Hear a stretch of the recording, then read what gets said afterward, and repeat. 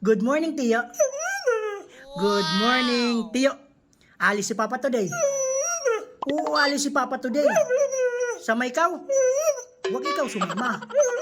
Dito lang ikaw kay Mama, okay? Magbantay ko ng bahay. Tumulong sa gawaing bahay. Ha? Nag-report yung mama mo, hindi ka daw tumulong. Anong ginawa mo? Natulog maghapon. Ha? Pagod ikaw? Pagod daw si Teo. Sige, dito ka lang ha. Bantay na lang. Huwag na lang umano ng gawaing bahay. Natutulog ka rin naman, okay? Okay, bantay ikaw ha. Okay, bait-bait ikaw ha. Oh, bait-bait Tia.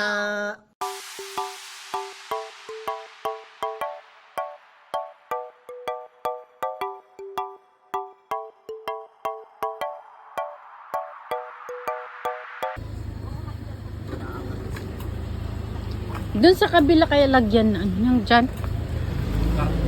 Oo, ng karton yan dyan sa, yung naanohan talaga.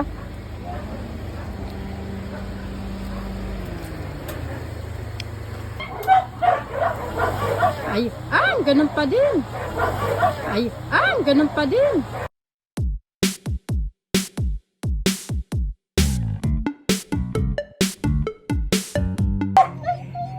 Hello mga ka-Teo, nandito po tayo ngayon sa Para sa Philippines Animal Rescue Advocate. At nandito na i-interview natin si Ma'am Milet.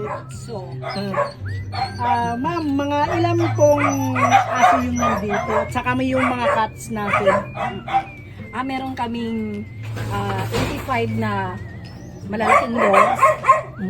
Tapos we have 20 puppies.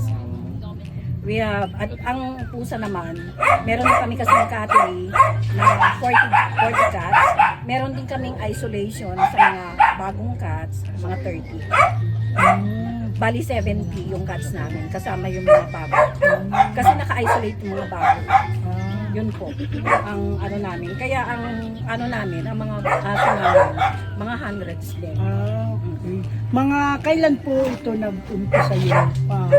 2018 po, February to 2018. Okay, ma'am. Gaano kahirap mag-alaga ng 100 plus?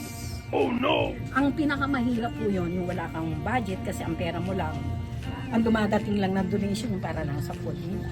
Ang kailangan lang sa Muslim nila na 8,000. Yung dalawa sila 60. Yung food allowance nila hindi pa kasama. Tapos yung pagkain nila everyday. Yung paglipat namin dito, yung talagang dibay na lang ng dibdib. Oo. Ano na lang, bahala na ang Lord kasi. Yung mga yan, hindi, nilika ng Diyos yan eh.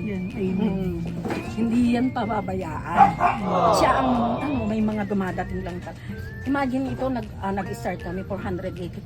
Hindi mo alam kung saan nanggaling yun. Lipat 7 times na L3, lipat mo yung 80 dogs na yan. Tapos yung paggawa ng ganyan, kahit ganyan lang na sinasabi nila mukha squatter, at least yung mga rescue, mayroon na silang bahay. May na-encounter na po ba kayo na mismong for daddies, for parents yung nagdala dito sa shelter? Hindi, ang na-encounter namin, diyan nila tinatali sa amin. Oo. Siguro more on sa mag-chat sila, nakikiusap. Siyempre pagdating naman ng ganyan na tinatanggap na rin namin. Why not? Kaya nga nandyan kami, diba? Tapos yun nga ho, yung pinakamahirap pa na parte, yung magkasakit ng aso. Ano naman yung pinakamasarap na experience sa pag-aalaga ng mga aso at pusa? Katulad, magandang question mo yun, sir, kasi kami, kahit 5 wala ko kaming sweldo. Advocacy yun namin kasi yan eh. Once na tinanggap namin yan, parang anak na namin yan. Iba kasi yun na ibibigay ng aso, yung kaligayahan. Diba, sir? Iba yung kaligayahan na binibigay ng aso sa'yo. Unconditional lang kasi sila, diba, sir? Yun lang yung pwede nilang ibalik sa amin, yung pagmamahal. Katulad niyan, kanina dumating ako, andyan, nakayakap na sila. Kaya puro putikan nga rin yung ano ko. Kaya, ma'am, meron tayong ibigay galing sa Chef Chu, Dr. Pooch, Pamper Pooch, at saka sa Play Pets para makatulong sa mga alaga dito, sa mga fur babies at saka sa mga cats.